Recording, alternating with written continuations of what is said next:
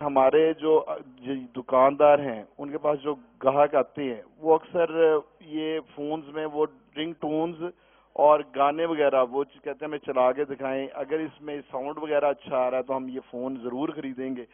اب وہ دکاندار کی مجبوری ہے، اگر وہ نہیں چلا کے دکھاتے تو وہ نہیں خریدتا۔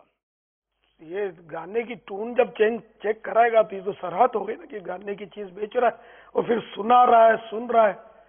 اب وہ کوئی مطلب شراب پی کے دکھائے یا شراب پی کے چیک کرے کیسا نشہ آتا ہے، یہ کہاں کی اجازت ملے گی؟ ٹون بجے گی، میوزک خود بھی سنے گا، سنائے گا بھی، گانا سنے گا، سنائے گا۔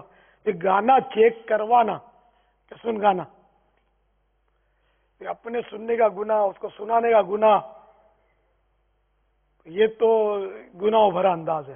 موبائل فون بیچنے والا پہلے اپنے سے پوچھے کہ آیا یہ خود میوزک سے، گانوں سے، فلموں سے بچنے والا ہے یا نہیں ہے، کیونکہ یہ خود بیچارہ بچنے والا جب نہیں ہوتا تو اب یہ کسی کو بچانے والا بنے گا کیسے؟